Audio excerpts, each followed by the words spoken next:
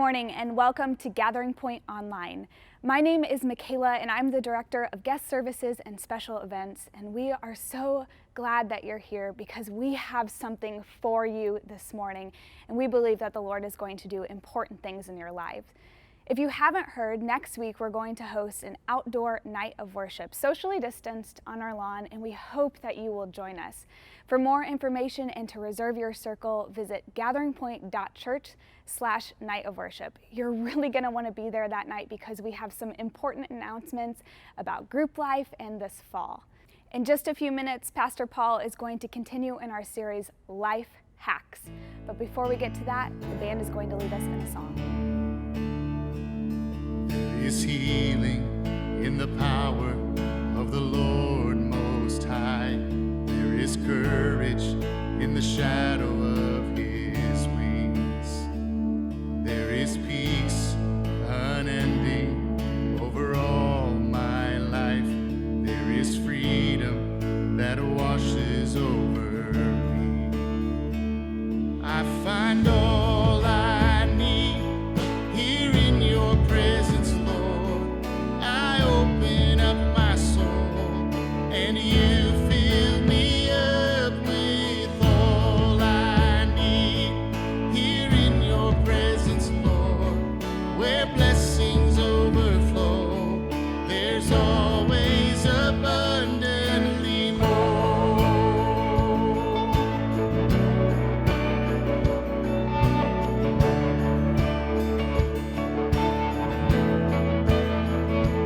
There is rest in the goodness of the Lord my God.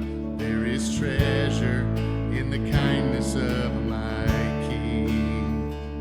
There is comfort in knowing your unfailing love, my provider. You set my spirit free. I find all I need here in your presence, Lord. I open up my soul and you fill me up with all I need here in your presence, Lord.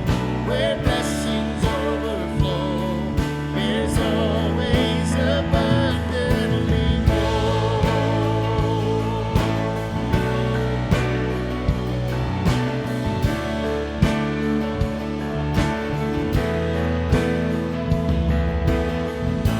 More than I could ask or seek, more than I could fathom. God, your love for me is better than I imagined.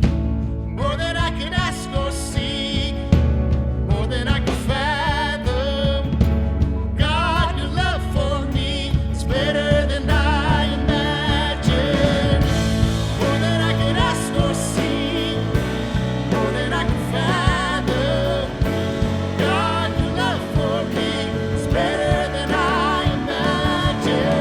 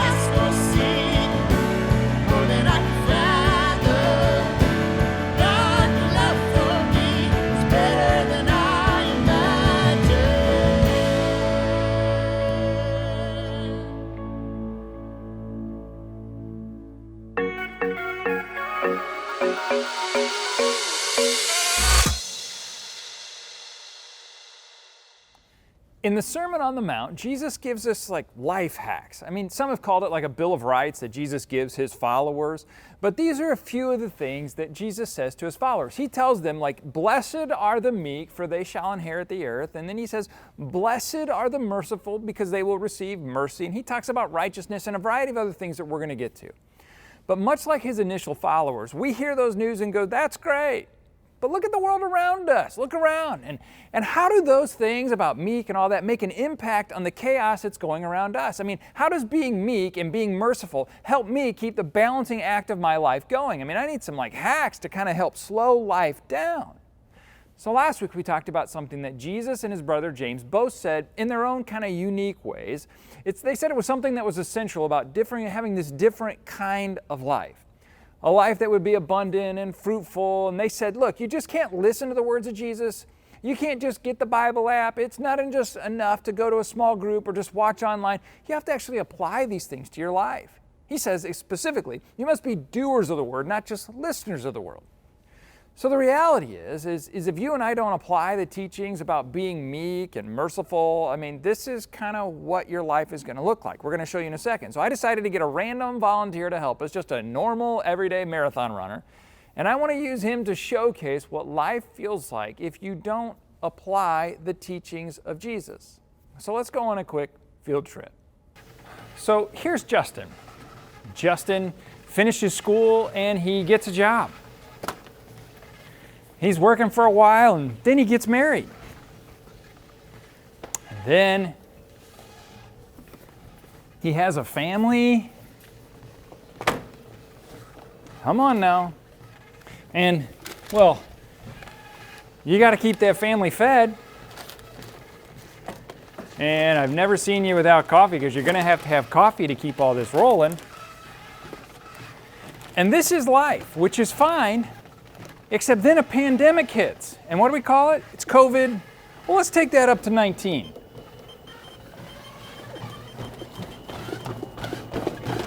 Yikes. Did anyone see that was going to end differently? I mean, it was inevitable, wasn't it? And the scary part is, that is almost exactly what this week has felt like to most of you. I mean, that's what my week has felt like. So today's life hack is for actually the body. I mean, because we can't be meek and we can't give mercy and we certainly can't pursue righteousness if we don't get this one thing. And this one application is so overlooked, so underappreciated, that I'm afraid we underestimate the importance of it. So when we think of the Bible and we think of spiritual things, I mean, that's good, but the body is actually spiritual. And this one life hack has a very, very real spiritual application. And this applies to all of us. I mean, whether you're a Christ follower or whether you're not a Christ follower yet, or you're not even interested, this might be the secret to helping you improve all of your relationships. This might be what your kids are looking for in you. In fact, in this moment, I'll show you what most kids want from their parents, and it's probably not what you think. This one life hack has the potential to help you perform better at work, perform better at school, and all the while, it's actually one of the most spiritual things you can do. So we have the story in Elijah. In 1 Kings chapter 19, I mean, there's this great success, and Jezebel kind of makes her threat, and Elijah is on the run. So in 1 Kings chapter 19, King Ahab told Jezebel everything that Elijah did and how Elijah had killed all the prophets of Baal with a sword. So Jezebel sent a messenger to Elijah and said, I swear that by this time tomorrow you will be just as dead as those prophets. And if I don't succeed, may the gods do the same or worse to me. Now, when Elijah heard this, he was afraid, obviously, so he ran away to save his life. He took a servant with him, and they went to Beersheba in Judah. Then Elijah left his servant in Beersheba and walked for a whole day into the desert. Then he sat down under a bush and asked to die. And he told the Lord, I have had enough. Lord, take my life. I am no better than my ancestors. Have you ever just had enough? I mean, have you ever been there? I mean, I have. I think we all have. It's not a place of weakness as it is a place of reality.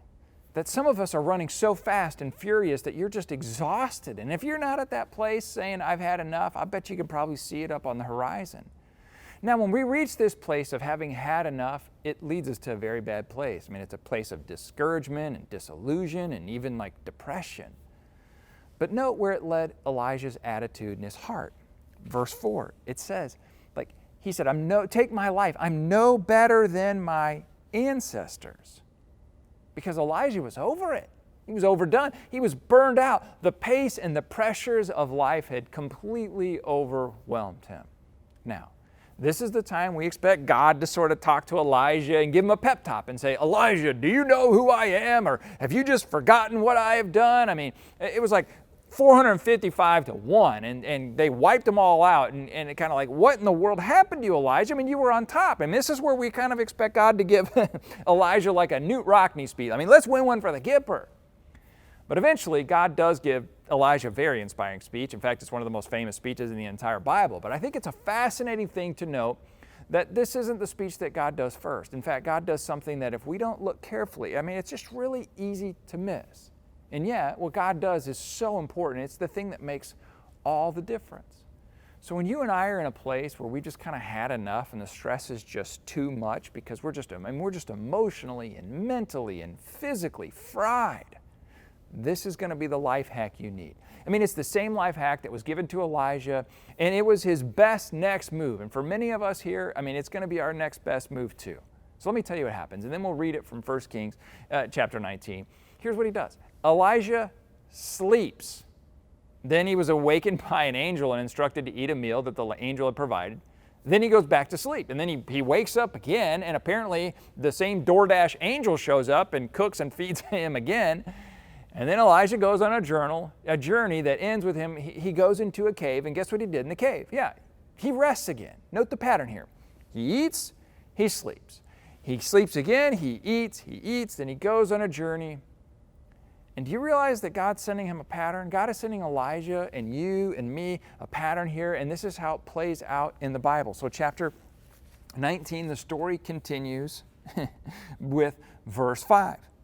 Then Elijah lay down under the bush and went to sleep. An angel of the Lord came and touched him, and the angel said, "Get up and eat." And Elijah looked around, and by his head there was a cake that had been baked over coals and a jar of water, and he ate and drank, and then he goes back to sleep. Later the Lord's angel came to him again, touched him, and said, "Get up and eat. And if you don't, you will not be strong enough to make the long trip." So Elijah got up, he ate and drank, and then all of a sudden he feels strong. Then Elijah walked for 40 days and nights to Mount Horeb, the mountain of God, and there Elijah went into a cave and spent the night. It's a fascinating story. And then God gives a very famous speech to Elijah. But please note that before the speech there came rest. And this is the life hack for your body. It's rest, because rest is so underappreciated. I mean, it's rarely listed as a spiritual discipline. I mean, we talk about praying and fasting and devotions and Bible reading, and all that's great. But have you ever noticed rest is rarely mentioned? Because it seems so unproductive. And isn't that ironic? Because the Bible talks about it, all about it. In fact, communicating the importance of rest was one of the very first things God did. I mean, he worked 6 days and then he rested on the seventh. Not because he needed rest, but to communicate a pattern, like a rhythm, a cadence of life to us. Now, the scientific community has only recently begun to explore the impact that a lack of rest is having on us, and the news is not good. And you've heard the old adage that most of us need, 8 hours of sleep, right? So most of us don't even believe the average because most of us get like 6.9 hours, which means each week we fall behind another 7 hours of sleep that our body needs. So 7 hours times 52 weeks, 364 hours of sleep we should have had last year, but we didn't get. So in essence, that means you were awake 30 straight days last year. So how do you think staying up 30 days in a row would impact your job performance? What is the impact on your relationships? I mean, do you think the lack of rest has an impact on your relationships? I mean, think about your physical health. What do you think this lack of rest does to your ability to make wise decisions and your ability to deal with stress? I mean, this isn't about getting a certain number of hours of sleep. My point is that a lack of rest is robbing us of the joy of life emotionally, physically, relationally, mentally, and you know that's true. For example, have you ever noticed the biggest arguments in your relationships happen over the silliest things?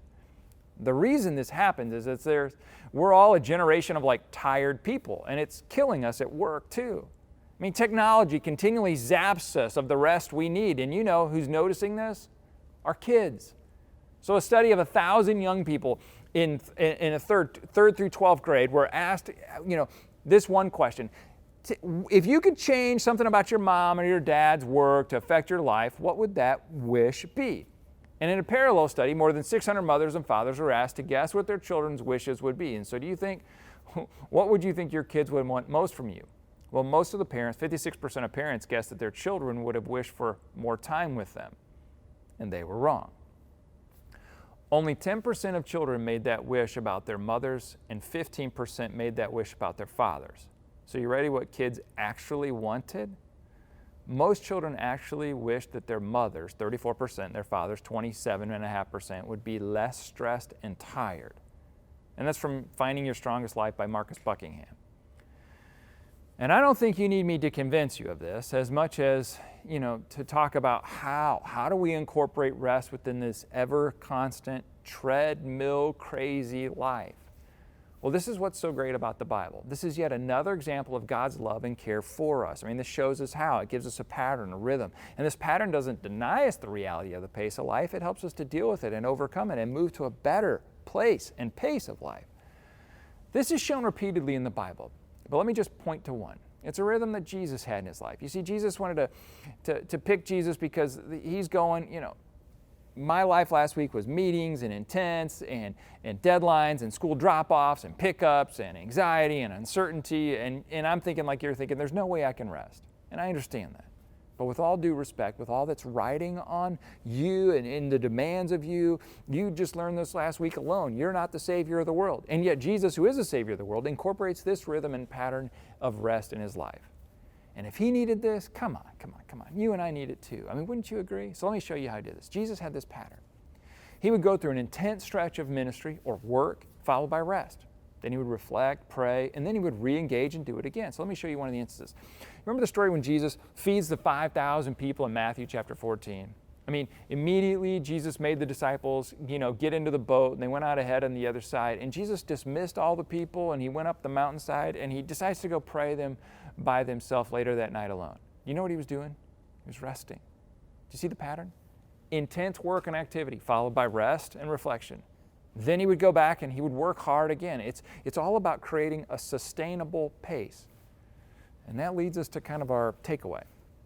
Your life moves to a better place when you move at a sustainable pace. Or another way to say this is, you're better at life when you're not bitter. So my question for you today is, how's your pace?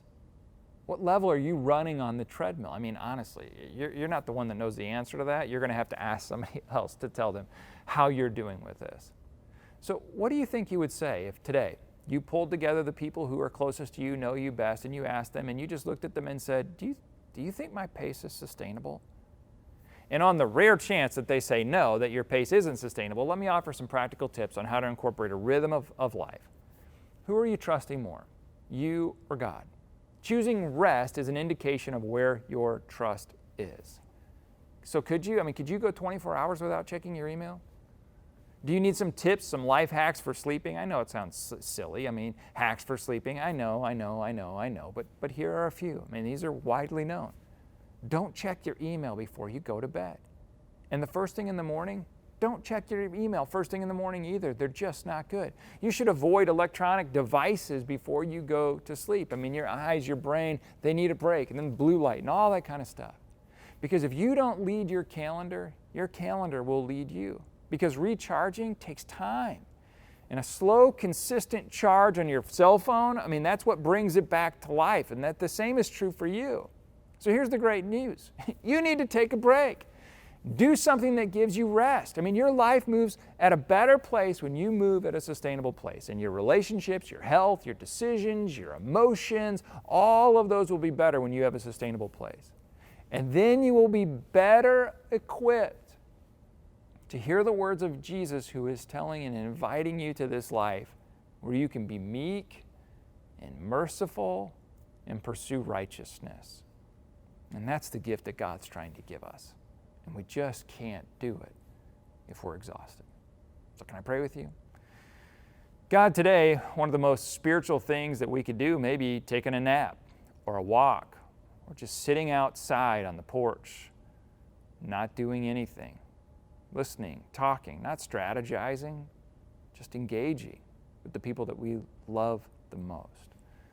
So God, would you help us today to get off the treadmill and to set some things down that we have just decided are so important. Let us rest so that when Monday morning comes, we're able to jump back and begin to engage and be more productive and be better people because we've taken the time to rest. Would you help us with that? We love you. Thanks for joining us this week. Look forward to continuing next week as we explore more Beatitudes and the Sermon on the Mount and help us all become better at life.